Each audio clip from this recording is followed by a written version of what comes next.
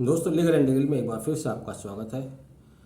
गुजरात सरकार द्वारा गुजरात दंगों में बिल्किस बानो केस में 11 मुजरिमों की सज़ा माफ़ करने के आदेश को या उसके निर्णय को सुप्रीम कोर्ट के समक्ष चैलेंज किया गया है।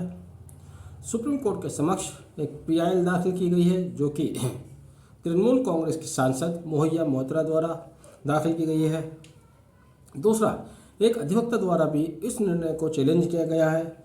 अधिवक्ता अपर्णा भट्ट द्वारा सुप्रीम कोर्ट के समक्ष एक एप्लीकेशन फाइल की गई है, पिटीशन फाइल की गई है, जिसमें उन्होंने गुजरात सरकार द्वारा 11 मुजरिमों की सज़ा माफ़ करने को चैलेंज किया है। मोहिया मोइत्रा द्वारा दाखिल PIL में कहा गया है कि गुजरात सरकार ने 11 मुजरिमों की सज़ा माफ़ करते समय कानून का उल्लंघन किया है। उन्होंने CRPC की धारा 432 व 435 तक किए गए प्रावधानों का उल्लंघन किया है। उन्होंने अपनी PIL में यह भी कहा है कि चूंकि केस की जांच CBI द्वारा की गई थी, इसलिए गुजरात सरकार को उन मुजरिमों की सज़ा माफ़ करने का कोई हक ही नहीं था। इसी प्रकार से अपर्णा भट्ट द्वारा दाखिल याचिका में कहा गया है कि चूंकि सुप्रीम कोर्ट ने भी इसमें एक भारी गलती की है, सुप्रीम कोर्ट ने ही गुजरात सरकार को ये केस रेफर किया था, कहा था कि वह इस केस को निर्णय करे। सुप्रीम कोर्ट ने ही उसको एप्रोप्रिएट गवर्नमेंट माना था, जो कि 432 सब सेक्शन 7 CRPC के तहत निर्धारित किया गया है कि किन्हीं मुजरिमों की सज़ा यदि सरकार द्वारा माफ़ की जाएगी तो केवल उस सरकार द्वारा माफ़ की जाएगी जो कि एप्रोप्रिएट सरकार होगी, एप्रोप्रिएट गवर्नमेंट होगी। एप्रोप्रिएट गवर्नमेंट को लेकर ही विवाद बना हुआ है। एप्रोप्रिएट गवर्नमेंट को एक्सप्लेन इस तरह से किया गया है कि जहाँ पर अपराधियों के विरुद्ध मुकदमा चला, ट्रायल चला, जहाँ पर उनको सज़ा हुई, वही सरकार उसके लिए एप्रोप्रिएट सरकार होगी।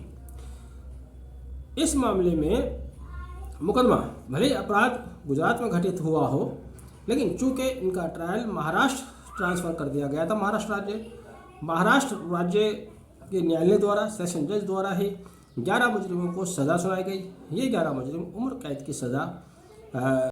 दूसरी बड़ी कमी इसमें बताई जा रही है कि यदि रेमिशन ग्रांट किया जाता है तो ऐसा रेमिशन ग्रांट करते समय सरकार को उस न्याय के अधिकारी से ज़रूर एक बार कंसल्ट करना चाहिए जिन्होंने अपराधियों को सज़ा सुनाई थी। इस मामले में ऐसा कुछ नहीं किया गया, अपराधियों से भी नहीं पूछा गया। सरकार ने केवल एक तरफा अपनी मर्जी से निर्णय लिया है, इसी कारण से इसको चैलेंज किया गया है। मोहिया मोइत्रा ने यह भी कहा कि गुजरात सरकार द्वारा लिया गया निर्णय सुप्रीम कोर्ट द्वारा वर्ष 1980 में पुराने जजमेंट का उन्होंने हवाला दिया। मीरू राम बनाम यूनियन ऑफ इंडिया का भी उल्लंघन किया गया है।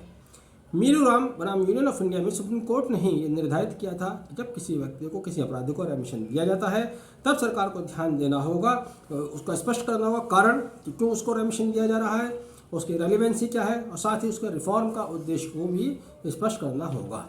यहाँ ऐसा कुछ भी नहीं किया गया, सरकार द्वारा कारण स्पष्ट नहीं किया गया, कोई रेलिवेंसी नहीं बताई गई, कोई रिफॉर्म का उद्देश्य नहीं बताया गया, न ही सेशन जज जिन्होंने ये सज़ा सुनाई थी उनसे पूछा गया और एक तरफा निर्णय लिया गया है। इसीलिए इस निर्णय को लेकर काफ़ी विवाद है। सरकारों द्वारा इस तरह के निर्णय पहले भी लिए जा चुके हैं, लेकिन इस बार जो निर्णय लिया गया है वो बहुत ही जघन्य अपराध में लिया गया है, जहाँ एक महिला के साथ 11 लोगों द्वारा अपराध और उसके परिवार के 14 लोगों की हत्या कार्य करना उनके विरुद्ध सिद्ध हो चुका है। तो ऐसे निर्णय से समाज में एक बहुत ही गलत मैसेज गया। सरकारों के निर्णय राजनीति से प्रेरित होते हैं। गुजरात में चुनाव भी है, राजनीति के आवेश में आकर सरकारें ये भूल जाती हैं कि हमें क्या करना है, क्या नहीं करना है। कभी कभी वो ऐसे निर्णय ले लेती है जो निहायत गलत होते हैं, जैसा कि इस निर्णय में कहा जा रहा है।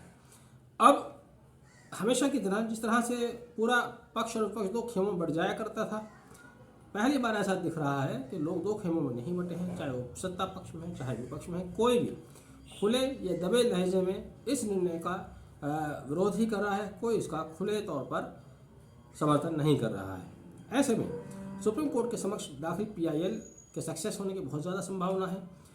यह भी कहा जा रहा है कि सुप्रीम कोर्ट ने चूंकि खुद ही दिशा निर्देश दिए थे गुजरात राज्य को इस केस को निर्णित करने के लिए, इसलिए उस निर्णय को चैलेंज नहीं किया जा सकता। हाँ, गुजरात राज्य द्वारा अभियुक्तों की सज़ा माफ़ी करने के निर्णय को चैलेंज किया जा सकता है। यहाँ पर सुप्रीम कोर्ट का भी एक ये माना जा रहा है कि उन्होंने कानून को मिसरीड किया है, लेकिन सुप्रीम कोर्ट की गलती यहाँ तक तो हो सकती है या नहीं, तो समय बताएगा कि उन्होंने एप्रोप्रिएट गवर्नमेंट गुजरात सरकार को ही माना। लेकिन सुप्रीम कोर्ट ने यह नहीं कहा था कि आप अभियुक्तों की सज़ा को माफ़ कर दें। सुप्रीम कोर्ट ने तो ये कहा था कि आप इस पिटिशन को 2 महीने के अंदर निस्तारित कर दें, निर्धारित कर दें। और निस्तारण कुछ भी हो सकता था, उनकी सज़ा माफ़ी भी हो सकती थी या रिजेक्शन भी हो सकता था। बहरहाल वो सज़ा माफ़ी के शक्ल में सामने आया। जैसा कि मैंने कहा, चुनाव है, चुनाव की वजह रही है, जो भी वजह रही, बहरहाल अब ये PIL और ये रिट पिटिशन जो फाइल हुई हैं, देखते हैं इसमें क्या निर्णय आता है। जो भी निर्णय आएगा चर्चा का विषय भी बनेगा और आगे के लिए एक नज़ीर भी बनेगा। बहरहाल आपने वीडियो आखिर तक देखा, thank you, have a nice day.